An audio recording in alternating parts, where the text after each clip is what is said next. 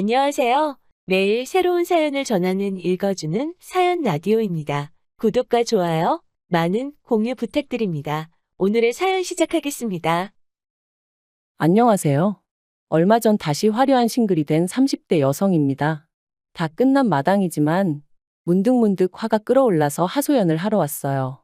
요즘에 아무리 물가가 올랐고 사람들이 돈 귀한 줄 모른다지만 막말로 제가 맨몸으로 시집 온 것도 아닌데 그런 말까지 들을 줄은 몰랐네요.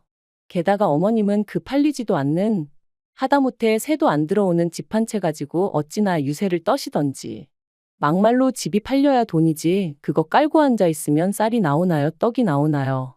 그리고 남편도 그 정도로 셈이 어두운 사람인 줄은 몰랐는데 여러 가지로 실망스럽더라니까요. 남편하고는 대학교를 다닐 때부터 알고 지냈지만 본격적으로 연애를 시작한 건 남편 나이 33, 제 나이 31일 때였어요.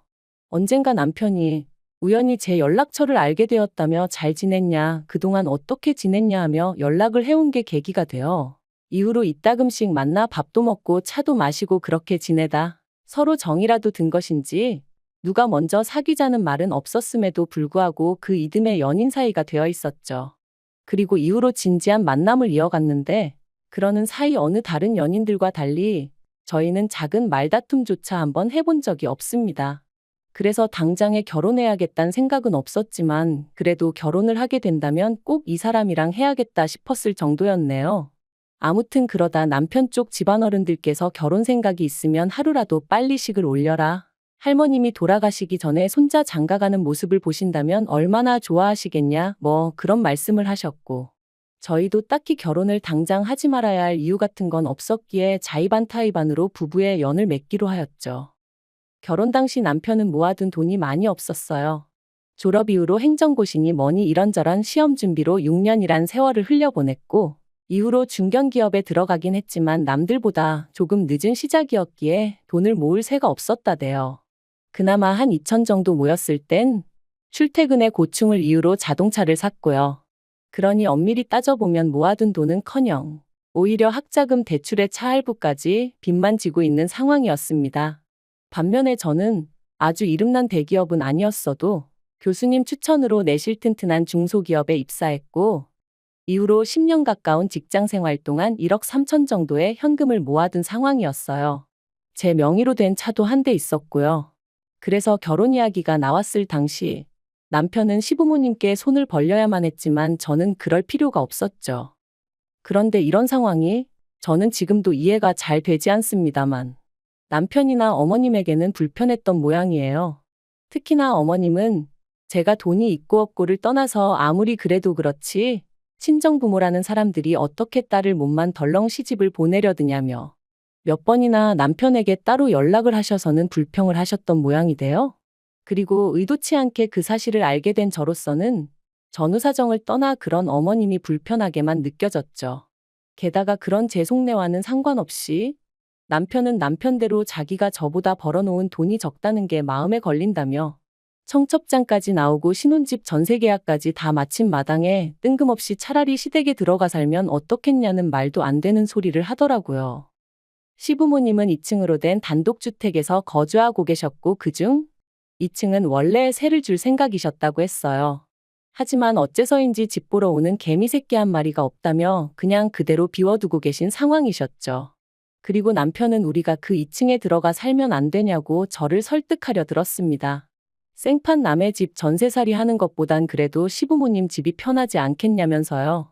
하지만 제 입장에선 그래도 이제 막 결혼했고 신혼인데 죽이 되든 밥이 되든 남편이랑 둘이서 지내고 싶었지. 시부모님하고는 도저히 같이 못 살겠더라고요. 게다가 당시야 시할머님은 큰아버님 댁에 계시긴 했지만 사람 일이 언제 어떻게 될지 모르는 일이잖아요.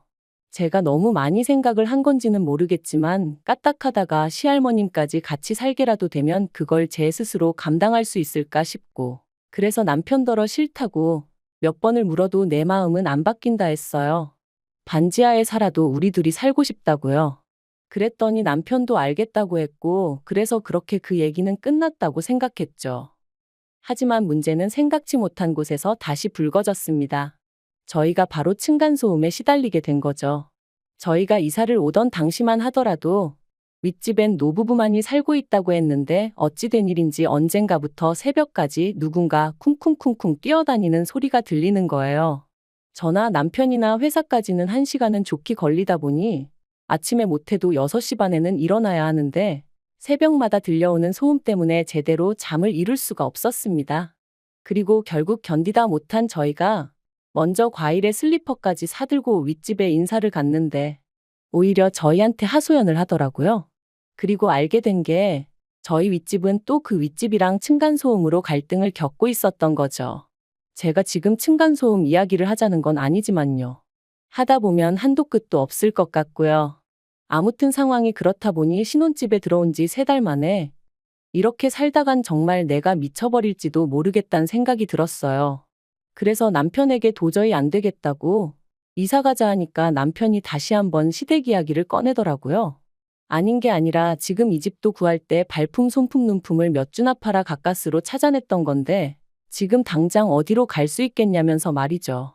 게다가 어머님도 제가 무슨 걱정을 하는지 잘 안다 하시며 하지만 네가 걱정하는 일들은 하나도 없을 거라고 몇 번이나 말씀해 주시대요. 1층과 2층 살림은 확실히 분리해 줄 것이고 당신도 한때 시집살이를 호되게 겪어봤기에 당신은 결코 그런 시어머니가 되지 않을 거라면서요. 그래서 결국 멀쩡한 전세집을 새로 구할 때까지만이라는 조건 아래 시댁에 들어가서 지내기로 했네요. 하지만 시부모님과 한 집에서 산다는 건 아무리 신경을 쓰지 않으려고 해도 쉬운 일이 아니었어요. 일단 저는 아침 식사를 안 해요. 어려서부터 안 먹어버릇했더니 언젠가부턴 먹으려고 해도 속에서 안 받더라고요.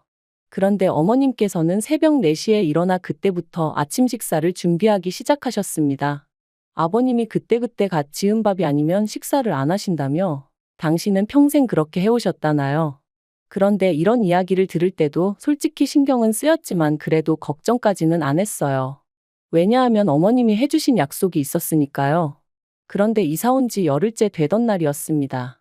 잘 자고 있는 저를 남편이 흔들어 깨우더니 할 말이 있다대요. 그래서 옆에 있던 핸드폰을 확인하니 새벽 4시 20분이었고요. 황당하고 좀 짜증도 나고 그래서 빨리 얘기하라니까 자기가 웬만하면 말 안 하려고 했는데 언제까지 어머님 혼자서 저러시는 거 보고만 있을 거냐는 거예요. 아무리 위아래 살림 따로 하기로 했다지만 그래도 좀 제가 먼저 나서서 어머님 아침 차리시는 거 도와드리고 그러면 좋지 않겠냐면서 말이죠. 그리고 자기가 고민 끝에 전하는 말이라면서 어머님도 꽤나 서운해 하신다는 겁니다. 어머님이 너무 격이 없이 저를 대해주셔서 제가 어머님을 만만하게 보는 건 아닌가 걱정하고 계시다면서 말이죠. 자다가 뺨이라도 맞은 것 마냥 황당하고 어이가 없었어요. 정작 아들이자 매일같이 아침 얻어먹고 출근하는 자기도 쿨쿨 잘만 쳐자면서 왜 나더러 꼭 두새벽부터 일어나서 어머님을 도우라는 건지.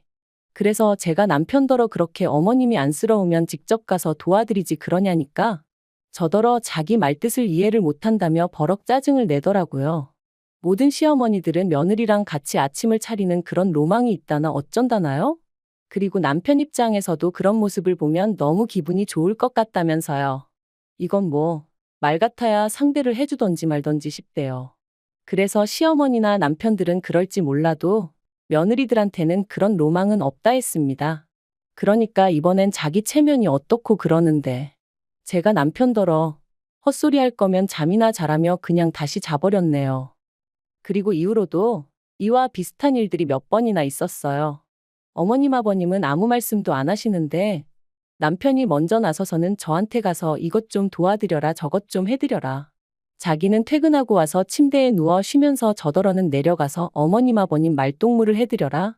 안마 좀 해드려라. 그래서 제가 나도 피곤하고 쉬고 싶다.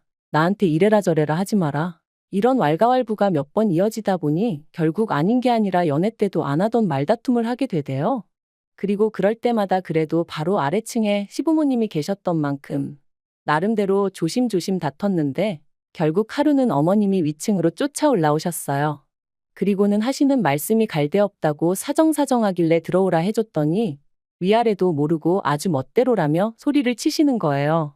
게다가 저를 딱 지목하시면서 특히 너 우리가 지금 누구 때문에 새도 못 놓고 이러고 있는 줄 아냐 하시더니 그러면 최소한 눈치는 보고 살아야 할 거 아니냐면서. 그런데 제가 뭐 혼자 들어와서 살고 있던 것도 아니고 뿐만 아니라 어쨌든 월세 낸다는 생각으로 달달이 100만 원씩 드리고 있었거든요.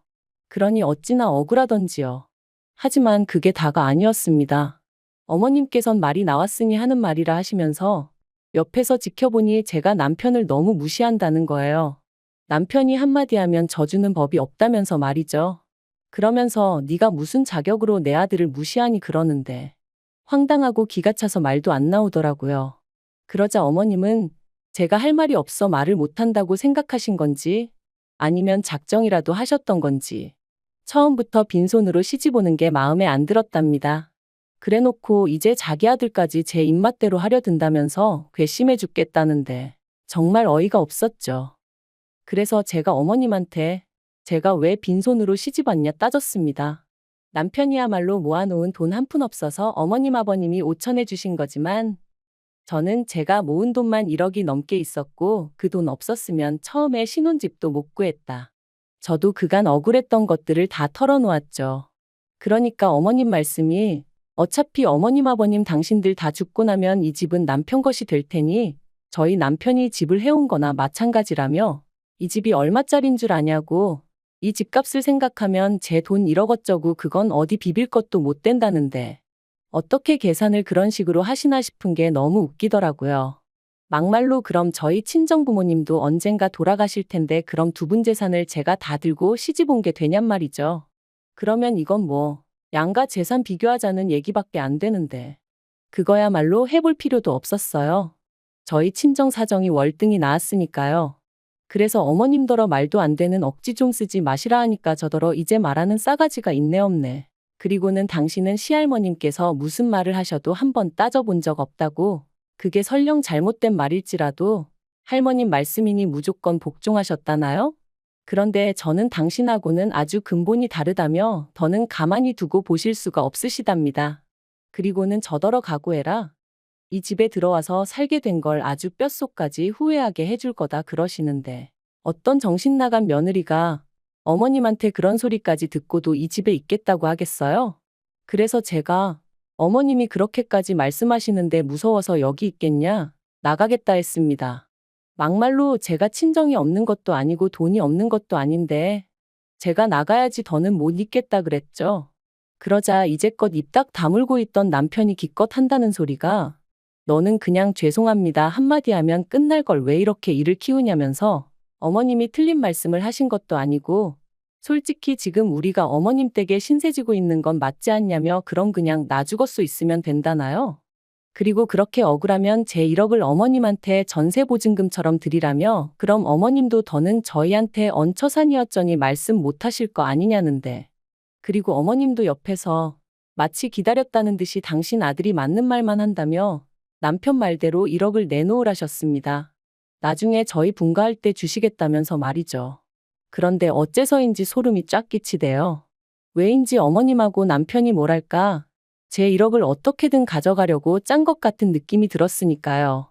그래서 제가 어머님한테 1억을 보증금으로 드리면서까지 이 집에 살고 싶은 마음은 없다. 그럴 것 같으면 차라리 방을 구해 나가자 했습니다.